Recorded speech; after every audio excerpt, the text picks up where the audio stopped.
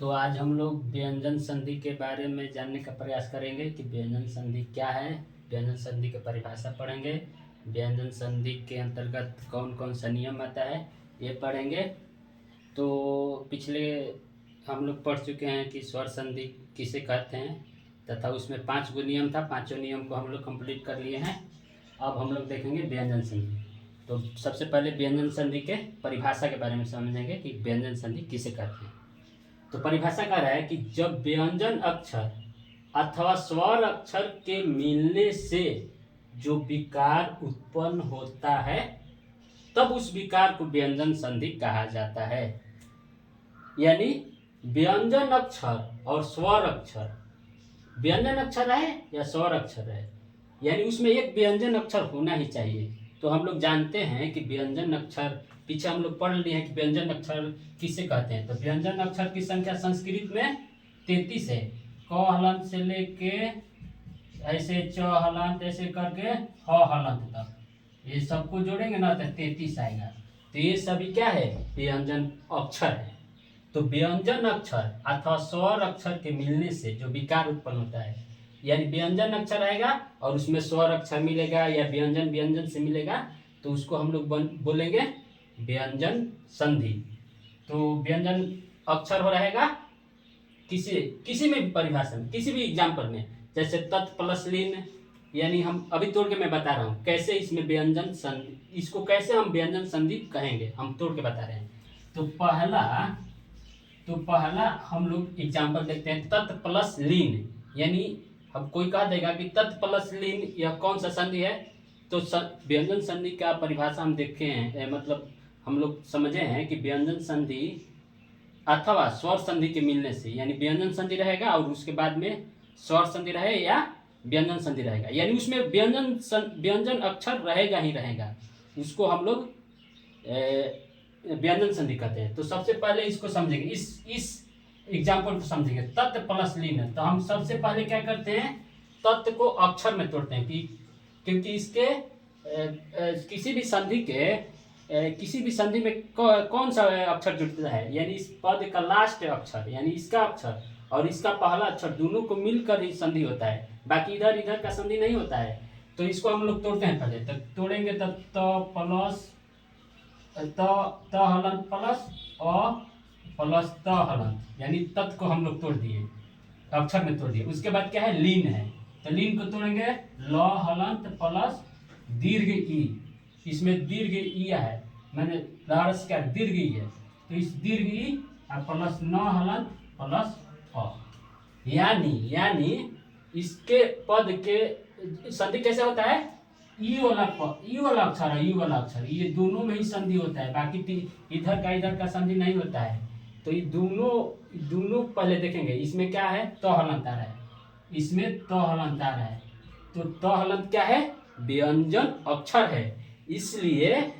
और इधर भी क्या है, ये भी ल हलंत क्या है, ये भी व्यंजन अक्षर है। अगर ल हलंत नहीं होगा, अ भी रहे, आ भी रहे, या कोई भी इधर स्वर अक्षर है, तो भी यह व्यंजन संधि के ही उदाहरण होगा।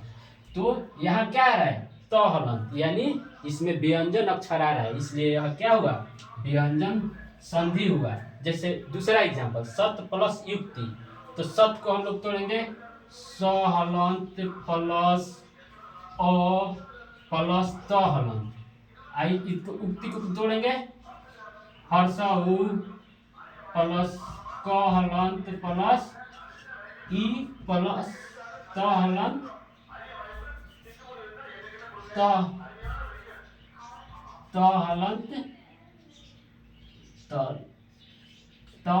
प्लस अ। तो इसमें हम देखेंगे पद के लास्ट में, पद के अंत में क्या है, तो हलंत आ रहा है। तो हलंत यानी तो हलंत व्यंजन अक्षर है, इधर क्या है उजी, स्वर अक्षर है। तो ये भी क्या होगा, व्यंजन संधि कहलाएगा, क्योंकि यहाँ व्यंजन अक्षर है। ठीक, वैसे दिग्गज में भी यहाँ क्या आ रहा है, यहाँ आ रहा है क हलंत, तो क हलंत भी व्यंजन अक्षर है, और यहाँ ग हलंत ये भी व्यंजन अक्षर है। तो ये दोनों मिलकर दिग्गज हो गया, यहाँ सदयुक्ति हो गया, यहाँ तत्लीन हो गया। तो ये सभी क्या है, व्यंजन संधि के उदाहरण है। तो व्यंजन संधि के परिभाषा के अकॉर्डिंग हम लोग समझ लिए कि व्यंजन अक्षर जब व्यंजन अक्षर और स्वर, जब व्यंजन अक्षर या स्वर अक्षर के मिलने से जो विकार उत्पन्न होता है उसे व्यंजन संधि कहते हैं।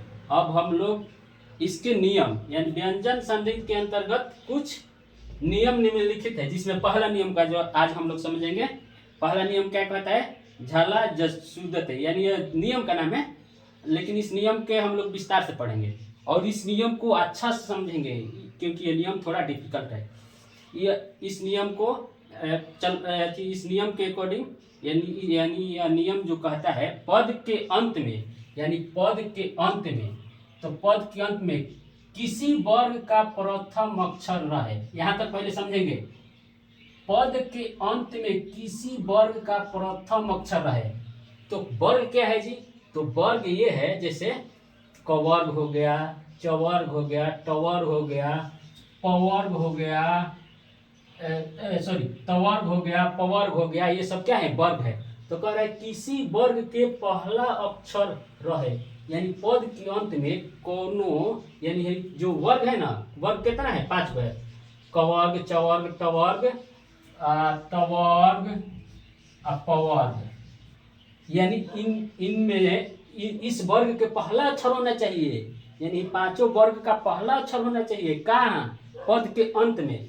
तो पद और उसके बाद किसी वर्ग का तृतीय या चतुर्थ अक्षर आवे, यहाँ तक। यानी पहले क्या हो गया?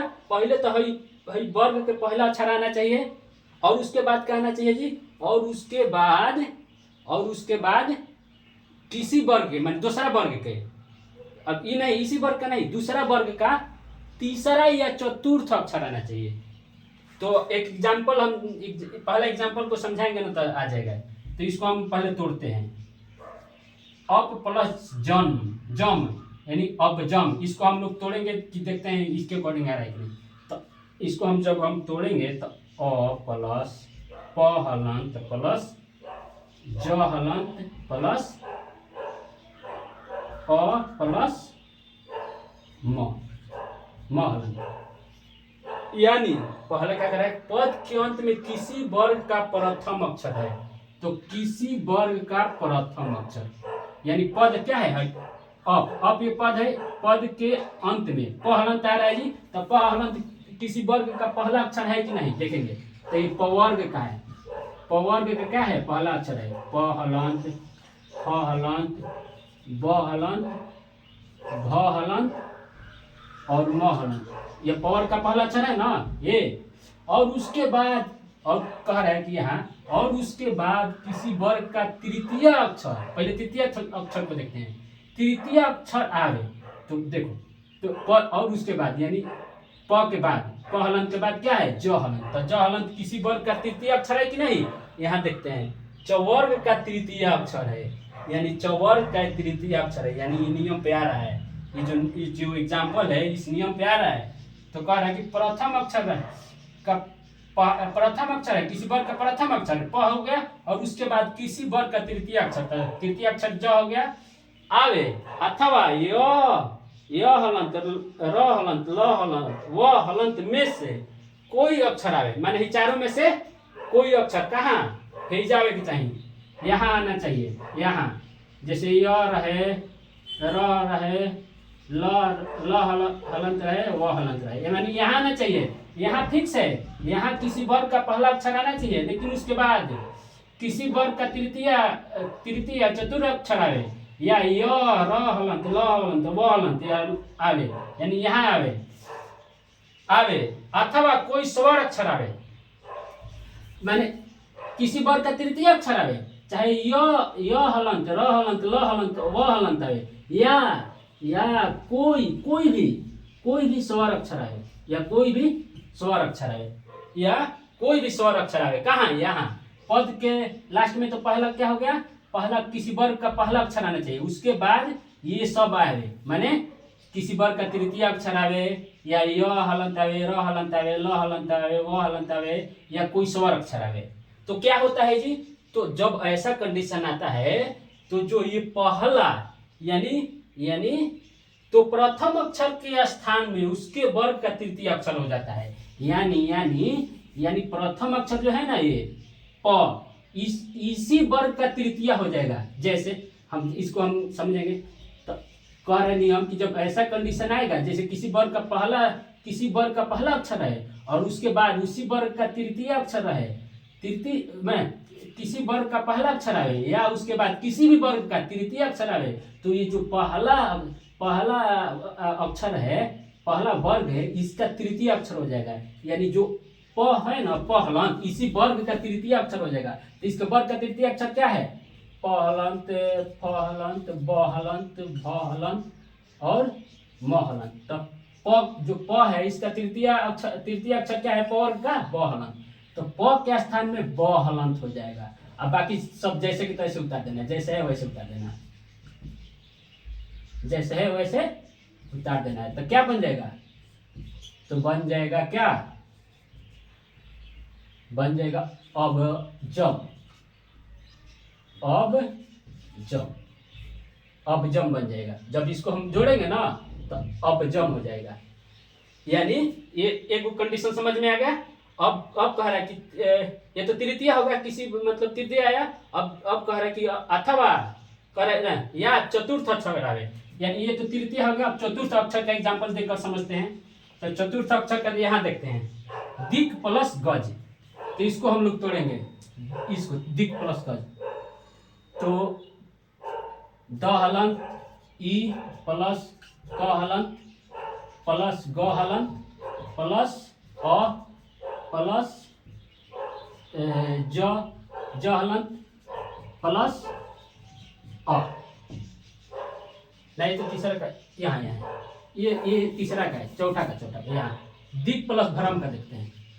द हलंत प्लस ई प्लस क हलंत प्लस भ हलंत प्लस र हलंत प्लस अ प्लस म हलंत प्लस अ।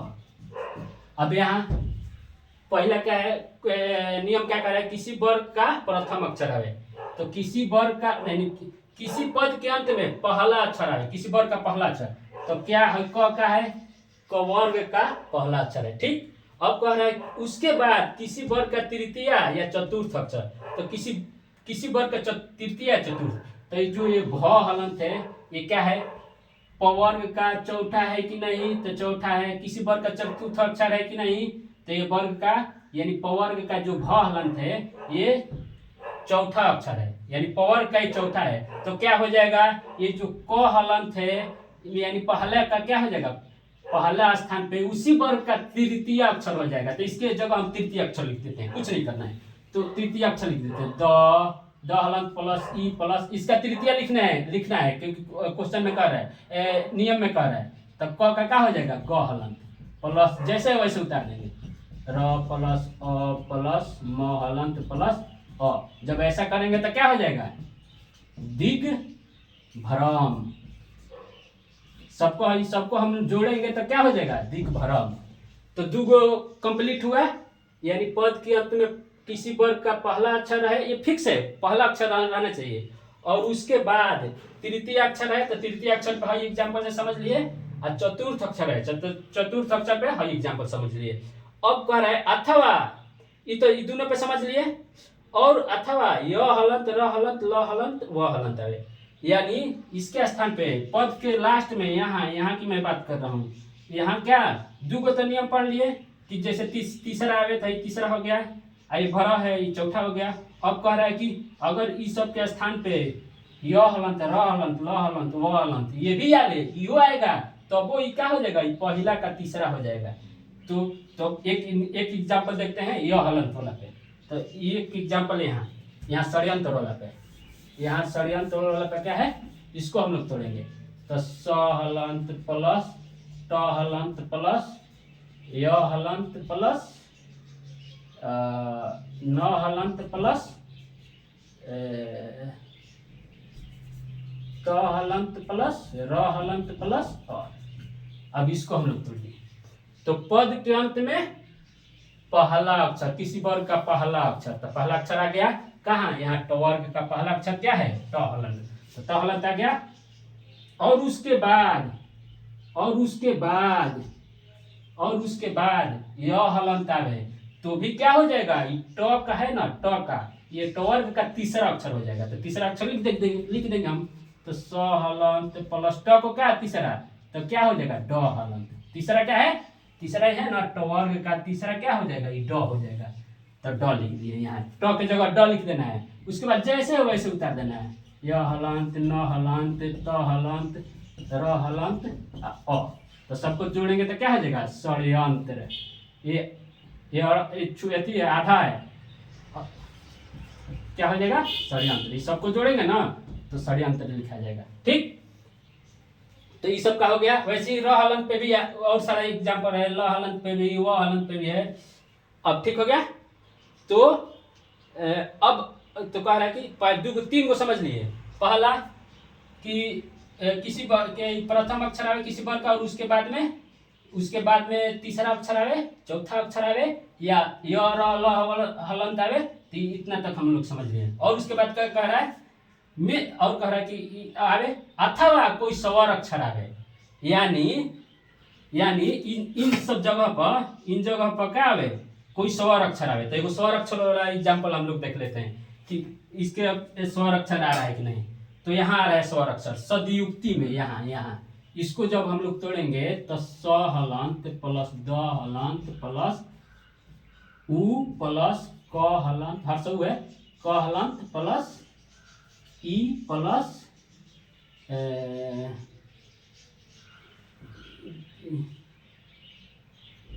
क हलंत प्लस त हलंत प्लस ई हो गया इसका हम लोग तोड़ दिए अक्षर में। अब देखते हैं तो किसी पद के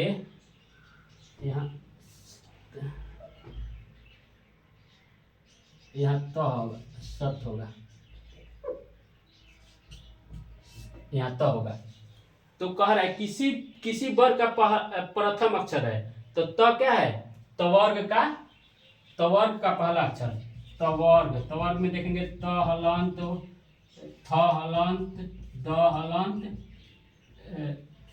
ध हलंत और न हलंत। तो ये तवर्ग का पहला अक्षर हो गया ये।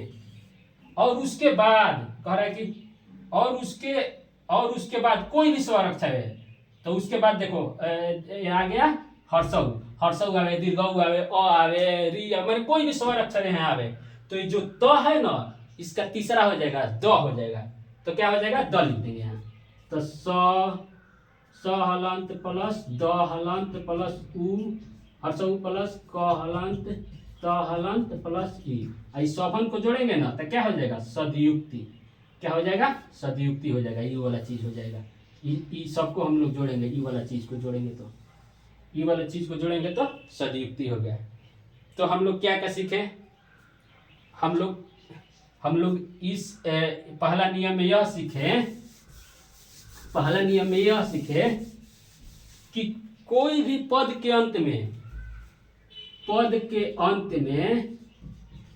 में किसी वर्ग का पहला अक्षर होना चाहिए।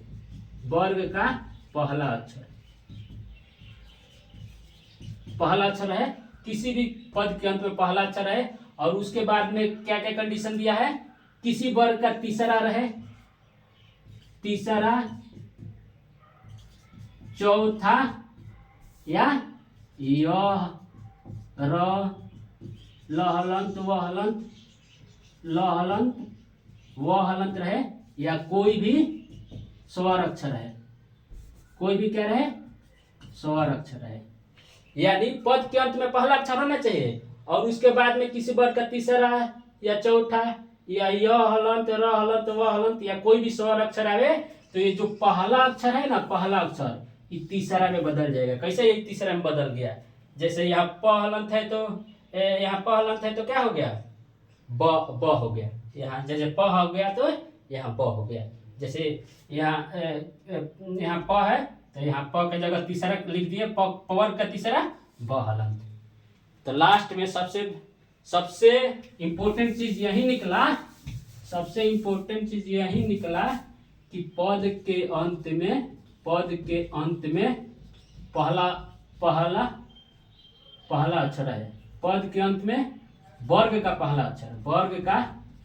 पहला अक्षर, और उसके बाद में क्या होना चाहिए उसके बाद में तीसरा या चौथा या य र ल व या कोई स्वर अक्षर।